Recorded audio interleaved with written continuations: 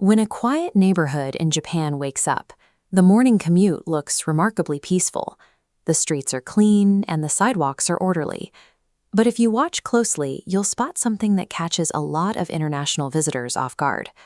Look at the sidewalks and you will see children, sometimes as young as 6 or 7 years old, walking to school entirely on their own. To an outsider, the scene feels almost jarring. The kids are navigating intersections and crossing streets, and there are absolutely no parents hovering nearby. Instinctively, a viewer from the US or Europe might see this as a risky situation. We are conditioned to look at a small child alone on a city street and assume they are vulnerable to traffic, strangers, or simply getting lost. What if that lens is completely backward? What if the perceived danger is an illusion, born from a misunderstanding of how this space actually functions? To grasp how these morning walks are actually possible, we need to stop looking for the missing parents. Instead, we have to look closely at the invisible, highly coordinated systems actively operating in their place. The first layer of this system is hidden in plain sight, right on the children themselves. Their daily outfits are highly engineered tools. Notice the bright yellow hats worn by almost all early elementary students. This specific high-visibility shade serves as a standardized safety marker, designed to be seen clearly from blocks away. Then there is the randosaru, the traditional leather backpack carried by Japanese students. Its distinct boxy shape is instantly recognizable across the country. When a driver glances down the road and spots that specific combination of a yellow hat and a randosaru, they don't have to guess who is walking. The visual triggers a conditioned response to tap the brakes and increase their awareness. Adult pedestrians passing by react the same way. Without even thinking about it, their peripheral vision locks onto the familiar uniform, subtly shifting their attention toward the child's movement. A tiny first grader could easily vanish into the fast-moving background of a morning rush hour. This strict visual standardization ensures they stand out sharply against the grays and browns of the city. By wearing these items, the child becomes a walking beacon. They are actively recruiting the protective instincts of every adult within their line of sight. But the uniform alone wouldn't work if the physical environment didn't support it. You have to look at the geometry of the streets themselves. Many residential areas in Japan are meticulously designed to calm traffic.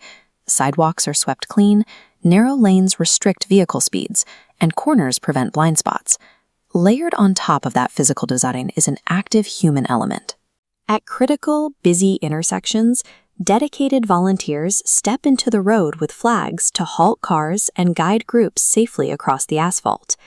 Even further in the background, there is a passive human layer. Local shop owners sweep their storefronts, and retirees tend their gardens, going about their normal routines while keeping a quiet watch over the morning foot traffic. None of these adults necessarily know each other, but each individual acts as a node.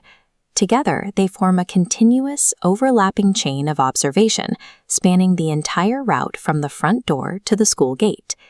This creates a distributed safety model. The immense responsibility of keeping a child safe is broken down into tiny, manageable tasks and shared across dozens of ordinary citizens. The parents haven't neglected their duty. They have outsourced their vigilance to the collective eyes of the entire neighborhood. Once you understand how these layers overlap, your perspective shifts. You stop seeing an isolated kid wandering the streets and start seeing a highly monitored, secure commute. This physical and visual network is entirely powered by a deep cultural philosophy of collective responsibility. In many societies, safety is treated as a private matter. The biological parent is expected to be the primary line of defense against the outside world. Here, the societal expectation is broader. Adults operate under an unspoken contract to protect, correct, and watch over any child in their vicinity, regardless of whether they share a last name. The results of this system are clear.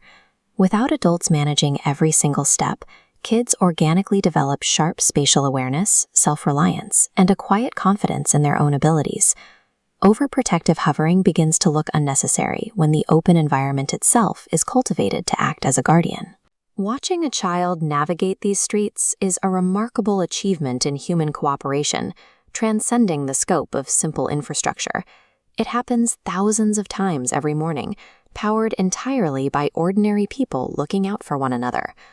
True, sustainable safety for the most vulnerable citizens isn't achieved through isolation. It is built on a foundation of societal trust.